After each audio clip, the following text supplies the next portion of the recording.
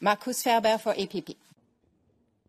Yeah, thank you very much, Ms. Albuquerque. Welcome in the name of the EPP here in the European Parliament. You mentioned already the Draghi report, which has highlighted the needs for investments, and it is clear that the investment volumes needed cannot only be stemmed by public sources, so private money is needed.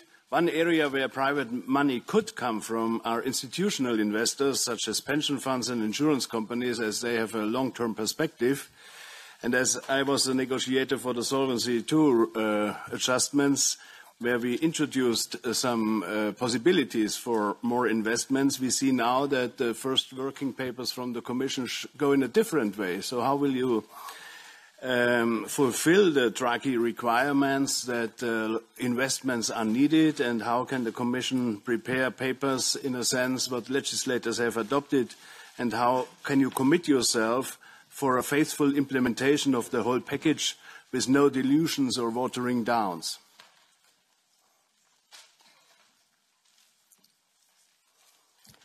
Thank you, Mr. Ferber. You are absolutely right.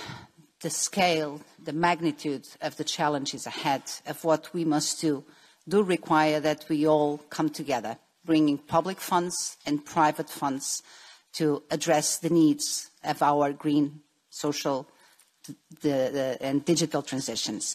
And private money is needed, so we need to create the conditions for that private money to be fully on board and participating in this common project for these common goals.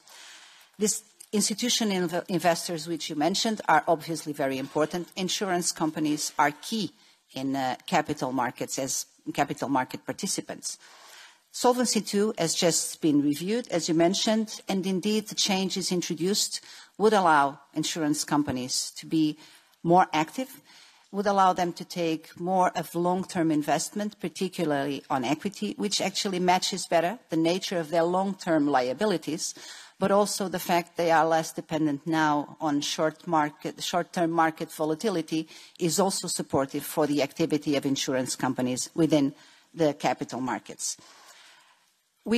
And I can tell that we are very committed, I will be very committed if appointed, in making sure that the level 2 will fully respect what was agreed by the co-legislators on level 1, and that we find the most efficient and least burdensome way of implementing what has been agreed, so that we can translate the agreement into reality and actually bring about more long-term investment, more support for our corporates, a better financial, a better capital market, something that will ultimately serve us all much better. I commit to fully respect what was decided on level 1 and implement in the best possible way. Thank you.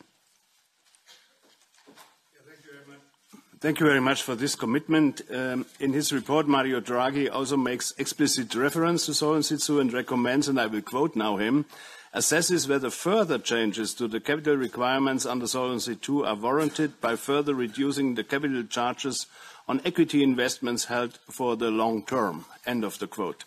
What do you make of those recommendations, and what other measures do you have in mind to boost the capacity of institutional investors to invest in the real economy?